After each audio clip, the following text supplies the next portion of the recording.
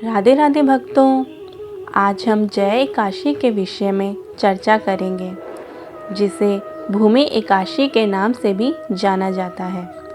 भविष्य उत्तर पुराण में भगवान श्री कृष्ण और महाराज युधिष्ठिर के संवाद में इस एकादशी का वर्णन आता है।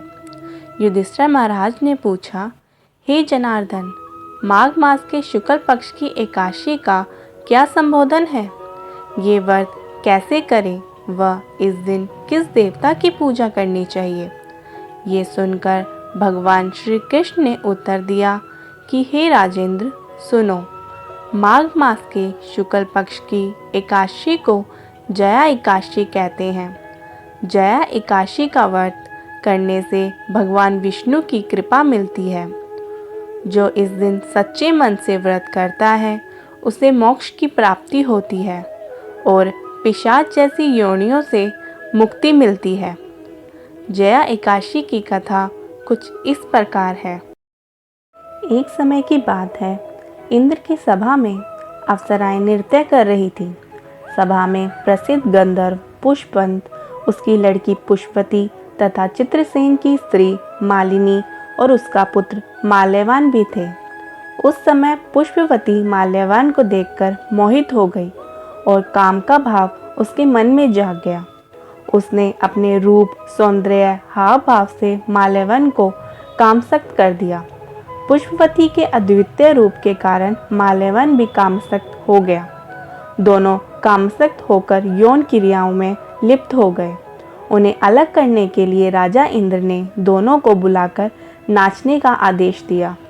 इंद्र का आदेश सुनकर दोनों ही नाचने तो लगे, लेकिन कामोत्तर रहने के कारण सही से नृत्य नहीं कर पा रहे थे।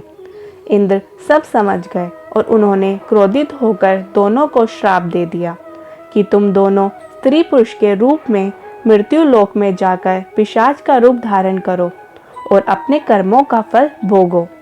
इंद्र के श्राप के कारण दोनों हिमालय पर पिशाच बनकर दुखपूर्वक अपना जीवन व्यतीत करने लगे। दोनों को पूरी रात नींद नहीं आती थी। एक दिन पिशाच ने अपनी स्त्री से कहा, ना मालूम हमने पूर्व जन्म में ऐसे कौन से पाप किए हैं जिससे हमें इतनी कष्टदायी पिशाच योनि प्राप्त हुई है। तभी एक दिन अचानक दोनों की भेंट देवर्षि नारद जी से हुई। देवर्षि ने उनसे दुख का कारण पूछा तो पिशाच ने संपूर्ण बातें कह सुनाई, जिनके कारण पिशाच योनि प्राप्त हुई थी। तब नारद जी ने उन्हें माघ मास के शुक्ल पक्ष की जया एकादशी का संपूर्ण विधि विधान बतलाकर उसे करने को कहा। नारद जी के परामर्श से दोनों ने पूरी विधि विधान से जया एकादशी का व्रत रखा और पूरी रात भगवान नारायण का स्मरण करते हुए रात जागते हुए बिता दी। दूसरे दिन प्रातःकाल होते ही भगवान विष्णु की कृपा से इनकी पिशाच देह छूट गई और दोनों फिर से पूर्व शरीर को प्राप्त होकर इंद्रलोक में पहुंच गए।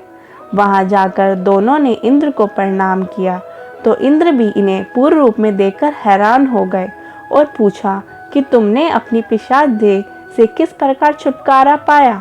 तब दोनों ने उन्हें पूरा वृत्तांत सुनाया। जो व्यक्ति जया एकादशी का व्रत पूरे विधि विधान व इच्छा शक्ति से करते हैं उसके सभी मनोरथ पूर्ण होते हैं। राधे राधे।